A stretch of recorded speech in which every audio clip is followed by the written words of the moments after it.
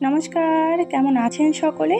আশা করি ভালো আছেন। অঙ্কনা ডেইলি লাইফস্টাইলের নতুন আরও একটি ব্লগে আপনাদের সবাইকে জানাই স্বাগত। ঘড়ির কাঁটায় এখন কটা বাজে আপনারাই দেখে নিন। বাজে এখন ভোর 4টে। ঘুম থেকে উঠে একটু হালকা ফুলকা হাতের কাজ ছিল, সেগুলোকে কমপ্লিট করে রেখে দিলাম আজকে, কারণ আগামীকাল ওটা জমা দেওয়ার পালা। সেই জন্য সকালবেলা উঠে তাড়াহুড়া করে সমস্ত কিছু গোছগাছ করে তারপরে কিন্তু সোজা আমি চলে এসেছি এখন ঘরটা ঝাড় দিতে। আদিত্য এখনও ঘুম থেকে ওঠেনি, যাই হোক উঠে পড়বে এক্ষুনি। নড়াচড়া দেখছি করছে, জানেন যে ও উঠলে আবার কোনো কাজ সেরকমভাবে করতে পারি না তো, কারণ ওর ঝামেলাতে ওর তালে তাল দিতে গিয়ে আমার আর তেমনভাবে সংসারের কাজকর্মগুলো করা হয় না। যাই হোক, এদিকে ঠাকুমা আবার উঠোনে গোবর দিচ্ছিল, আমি তার মধ্যে এই যে বিরাজটাও করে নিলাম, করে এখন সোজা চলে এসেছি গ্যাস ওভেনটা মুছতে। আজকে ভারী কষ্ট হচ্ছে, জানেন কেন বলুন তো? শরীরটা খুব একটা ভালো নয়, এই জন্য খুব ভালোভাবে কিন্তু ভিডিও আপলোড করতে পারছি না। তবে আশা রাখছি খুব তাড়াতাড়ি করে হয় ভিডিও আমি করব, না হলে ভিডিওটা ছেড়ে দেবো করা। যাই হোক, দুটোর মধ্যে কোনো না কোনো কিছু তো হবেই, দেখা যাক সেটা কতদিনে কি হয়। চলুন এবার রান্নাঘরটাকে একটু পরিষ্কার করে নিয়ে তাড়াহুড়া করে কিন্তু আবার রান্নাটাও বসাতে হবে। আদিত্যর আবার তো স্কুলে নিয়ে যাওয়ার ব্যাপার আছে, সেই জন্য ঘরটা একেবারে এলোমেলো হয়ে রয়েছে। আসলে আমি তো খুব একটা মধ্যবিত্ত ঘর বললে কি, ছাপোষা ঘরেরই মেয়ে বলতে গেলে। আপনাদেরকে তো সবসময় বলতাম, তো আমার বাপের বাড়িতে কিন্তু খুব বেশি যে বিলাসিতা বিলাসবহুল জীবনযাপন তা কিন্তু একদমই নয়। খুবই মধ্যবিত্ত ফ্যামিলির মেয়ে আমি, এবং এইভাবেই কিন্তু আমার জীবনযাত্রা যেমনটা চলে, যেমনভাবে আমি থাকি তেমনটাই আপনাদের সঙ্গে শেয়ার করার চেষ্টা করি প্রত্যেকটা দিন। যাই হোক, চলুন ঘরটাকে আমি এখন ঝাড় দিয়ে নেব, তারপরেই কিন্তু রান্নাবান্নাটা শুরু করব। চলুন, হয়ে গেছে ঘর ঝাড় দেওয়া। সকালবেলা ছেলেটাকে ব্রাশ করিয়ে দিয়েছি, নিজেও ব্রাশ করে নিয়েছি। এখন এই যে একটু ম্যাগি বসিয়ে দেবো। কালকে রাত্রেবেলায় বারবার করে বলছিল ম্যাগিটা বানিয়ে দেওয়ার জন্য, আমার সময় হয়ে ওঠেনি। তাছাড়া রাত্রেবেলা ম্যাগি দেবো, আবার যদি অ্যাসিডিটি হয়ে যায় বা কোনো কিছু হয়, সেই ভয়ে ওকে আর ম্যাগি আমি রাত্রেবেলা বানিয়ে দিইনি। তাই এই যে এখন আমি ওকে একটু ম্যাগিটা বানিয়ে দেবো। যাই হোক, চলুন সকালবেলা দুটো ম্যাগি বানিয়ে দিই। সকালবেলা টিফিন ওর এটাতে হয়ে যাবে, ব্যাস এটা খেয়েই সকাল 10টা-11টা পর্যন্ত থাকতে পারবে। স্কুলে যাওয়ার আগে যদি নাকি দুটো ভাত খায় তো খেলো, না খেলে কোনো সমস্যা হবে না। ও ঘরেরও কাজ অনেক পড়ে আছে। চলুন, ম্যাগিটা হয়ে গেছে, সঙ্গে করেই নিয়ে যাই। এইদিকে এই যে এ ঘরে বসে আছি, এখন কিন্তু সমস্ত কাজগুলো করতে হবে, তারপরে ওকে খাওয়ানো আছে, পড়ানো আছে। আপনাদেরকে বললাম না যে আদিত্যবাবু আজকে ওঠেনি, তবে আজকে আপনাদেরকে একটা কথা বলি। ও উঠেছে আমার সঙ্গে অনেক ভোরবেলায়, সেই যে 4টের সময় উঠেছি, আমার সঙ্গে সঙ্গে উঠেছিল, কিন্তু বিছানাতে শুয়ে ছিল ঠিকই, ঘুম কিন্তু ওর আসছিল না, যার কারণে আমি ওর পরে ভীষণ রেগে গেছিলাম।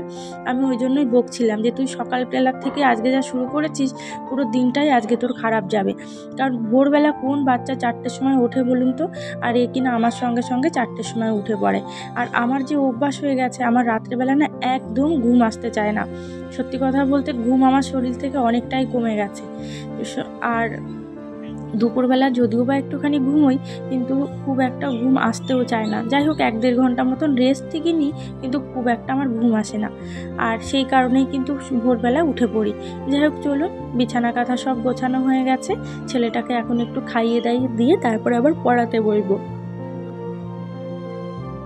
ওকে একটু রেডিও করিয়ে দেবো, একটু জল খাওয়ানো থাকে, এটা থাকে ওটা থাকে। সকালবেলা টুকটুক কাজকর্ম করতে করতে কখন যে সময়টা পেরিয়ে যায় নিজেই বুঝতে পারি না।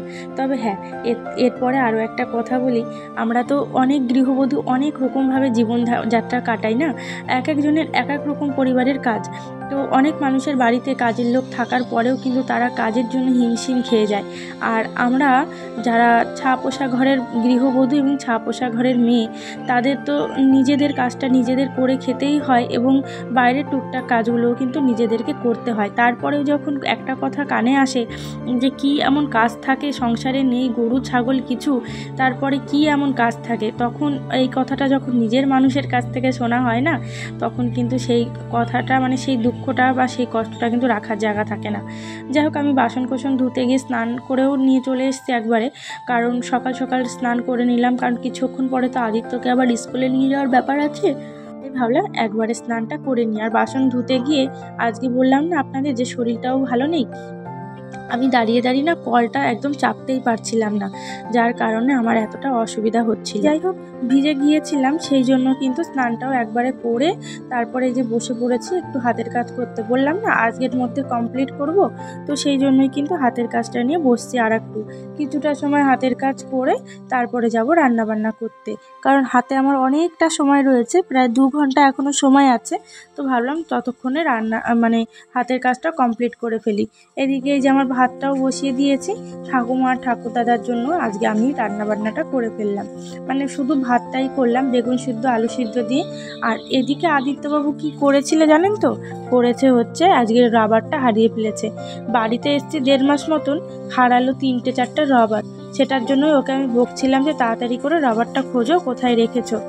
ভয়েস ওভারটা আজকে ঠিক মতন হয়তো গেল না, আশেপাশের এত চারদিকে জনবহুল বসতি তো, আর যার কারণে এত আওয়াজ হচ্ছে। দিনের বেলা ভয়েস একদম রেকর্ড করা যায় না, রাত্রেবেলা বাড়ির লোকেদের চিৎকারের জন্য ভয়েস রেকর্ড করতে পারি না। যাই হোক, একটু ম্যানেজ করে নেবেন, কিচ্ছু করার নেই। আর এদিকে কিন্তু এই যে আদিত্যকে নিয়ে আমি এখন যাচ্ছি পরীক্ষা দিয়ে। তাই ওর আজকে এক্সাম যেহেতু, সেই জন্য কিন্তু যাচ্ছে। ছেলেটার একটু কষ্ট হচ্ছে ঠিকই, হেঁটে হেঁটে যেতে, তবুও ম্যানেজ করে নেয়। আর এই যে এসে পড়েছি স্কুলে। যাই হোক, আজকের ভিডিওটি এখানেই শেষ করছি। আপনারা সকলে ভালো থাকবেন, সুস্থ থাকবেন। দেখা হবে নতুন আরও একটি ব্লগে আগামীকাল। আর ভিডিওটি শেষ করবার আগে আপনাদের সকলের কাছে একান্তভাবে একটা অনুরোধ করব, ভিডিওটি যদি আপনাদের সকলের ভালো লেগে থাকে, চ্যানেলটিকে সাবস্ক্রাইব করে অবশ্যই আমার পাশে থাকবেন এবং ভিডিওটিতে একটা লাইক দিয়ে যাবেন। চলুন তবে আজকের মতন এই পর্যন্ত।